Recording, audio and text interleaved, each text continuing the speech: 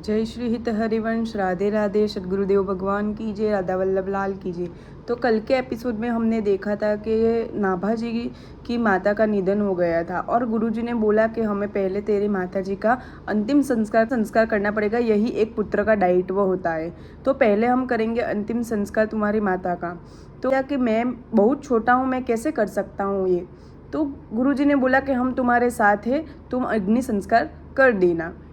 फिर अग्नि संस्कार करते करते गुरुजी और नाभाजी निकल पड़े आश्रम जाने के लिए। जब आश्रम पहुंचते, आश्रम के अंदर जो रहते हुए संत है, भक्तों है, ऋषि मुनियों है, उनको देखा। सब अपना अपना कर्तव्य, अपना अपना दायित्व निभा के सेवा कर रहे थे आश्रम की। तो नाभाजी को विचार आया कि ये सब क्या कर रहे हैं गुरुजी।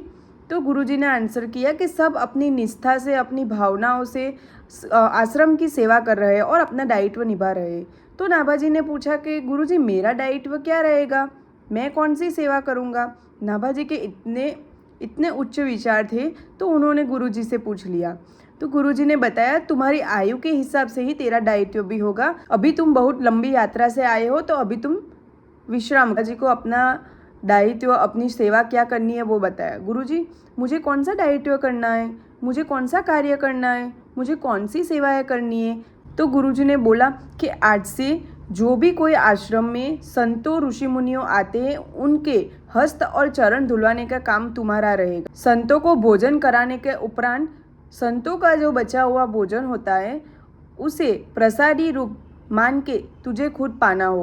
आश्रम में आने वाले सभी लोगों को जय जय सियाराम कहना होगा। के आयु के अनुसार गुरुजी ने उन्हें ये छोटे छोटे दायित्व, छोटे छोटे नियम बताए थे कि अभी जो मैंने नियम तुम्हें बताया है उसको पूरी भावना से, पूरी निष्ठा से तुम्हें वहन करना रहे। प्रतिदिन नाभाजी अपने दायित्व को सहज भाव से और पूरी निष्ठा से निभा रहा था। साथ में गुरुजी उसे ज्ञान के साथ साथ संस्कार भी नए नए दे रहे थे। ये देख के गुरुजी बहुत प्रसन्न हुए और नाभाजी को बोले कि ये आश्रम में कई सारे संतों, महापुरुषों और ऋषि मुनियों भगवत प्राप्ति के लिए आते हैं, लेकिन मैंने किसी को किसी विशेष प्रकार से ध्यान करने को नहीं कहता। मैं तेरी सेवा, तेरी निष्ठा से बहुत प्रसन्न। नाभाजी ने पूछा ऐसा क्यों गुरुदेव।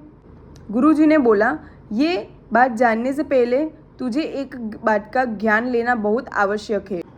प्रकृति के मुख्य 3 गुण होते हैं।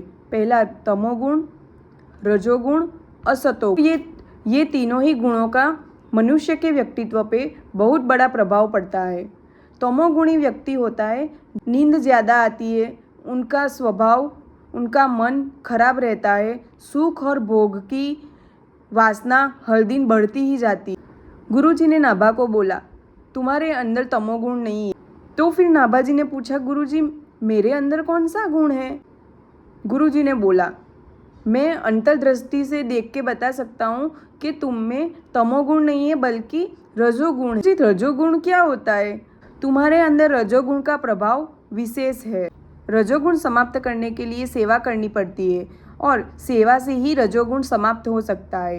पूरी निष्ठा से सेवा करनी चाहिए। मन में तत्व का भाव जाग उठता है और धीरे धीरे रजोगुण समाप्त होने लगता है। तो पूज्य श्री नाभाजी के जीवन में अब तक, जन्म से अभी तक दुख ही दुख था। संत मिलन हो गया तो दुखों का अंत हो गया। इसीलिए भगवान ने कहा है कि संत मिल जाए तो मैं मिल जाऊं, संत नाम होते हैं न्यारे। तो वहीं गुरुजी ने नाभाजी को बोला कि प्रकृति के 3 गुण होते हैं, तमोगुण, रजोगुण और सतोगुण। तो प्रत्येक व्यक्ति में 3 गुण होते हैं। किसी में तमोगुण की प्रधानता होती है, किसी में रजोगुण की प्रधानता होती है और किसी में सतोगुण की प्रधानता ज्यादा होती है। साधना की 3 त्रिपुटी है, इसमें 3 मुख्य साधना होती है, सत्संग, सेवा और सिमरन। व्यक्ति में तमोगुण की प्रधानता ज्यादा होती है, वो ज्यादा सत्संग सुने। जो गुण की प्रधानता ज्यादा होती है वो सेवा करे और सतोगुण की प्रधानता ज्यादा होती है वो ध्यान, सिमरन और चिंतन करे। कहते हैं कि तमोगुण में सत्संग करने को बोला है, मतलब कि ज्यादा से ज्यादा सुनो, सत्संग करो, कथाएं सुनो। रजोगुण में होता है सेवा करो, जितना हो सकता है अपनी शरीर से सेवा कीजिए, संतों की सेवा कीजिए, उससे मन शांत होता है। सतोगुण वाले ज्यादा ध्यान धरे, भगवान का सिमरन करे, भगवान का चिंतन करे और उसमें ही डूबते जाए और आगे बढ़ते रहे। तो तीनों करने चाहिए, सत्संग, सिमरन, सेवा, तीनों। और नवधा भक्ति के अंतर्गत भी यही कहा गया है। प्रथम भक्ति संतन कर संगा, द्वितीया रंगी मम कथा प्रसंगा। मतलब कि ज़्यादा से ज़्यादा कथा सुनिए। मंत्र जाप मन विश्वासा। और तो श्री राम जी ने भी मातृश्री बिरली को भी इसी क्रम से कहा है। पहला सत्संग कथा सुनिए, दूसरा सेवा कीजिए और तीसरा सिमरन कीजिए। यही क्रम भगवत जी में भी प्रहलाद जी ने कहा है, श्रवणम कीर्तनम और फिर विष्णु स्मरणम। यही क्रम गुरु जी ने भी नाभा जी को बताया है कि पहले सत्संग करो, सेवा करो और सिमरन। नाभा जी को नहीं पता था कि वो ब्रह्मा जी के अवतार है, लेकिन गुरु जी को पता था कि ये ब्रह्मा जी के ही अवतार है जो मनुष्य रूप में यहाँ पे आए हैं। तो ब्रह्मा जी रजोगुण के देवता है। गुरु जी ने नाभा जी को बोला कि सेवा करो।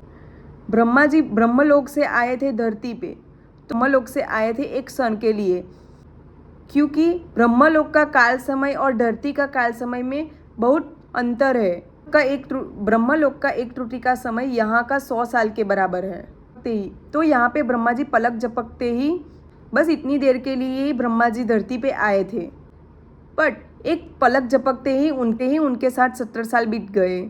लेकिन नाभा जी को तो नहीं पता था कि वो ब्रह्मा जी के अवतार है। में रजोगुण की अधिकता ज़्यादा थी, इसीलिए गुरु जी ने बोला कि तुझे सेवा करनी है, संतों की सेवा करनी है। संतों की सेवा करने से रजोगुण धीरे धीरे समाप्त हो जाता है। सर ये एपिसोड यहाँ पे मैं समाप्त करती हूँ। बस यही चाहती हूँ कि मैं जो सीखती हूँ, मैं जो पढ़ती हूँ, जो मैं देखती हूँ, वो मैं ये भक्तमाल गाथा में आपके साथ श्रवण करती हूँ, सुनती हूँ। अब भी ये धर्म का काम अपने परिवार के साथ शेयर कीजिए, मित्रों के साथ शेयर कीजिए और ज़्यादा से ज़्यादा ये भक्तों की कथाएं सब तक पहुंचाने का प्रयास कीजिए।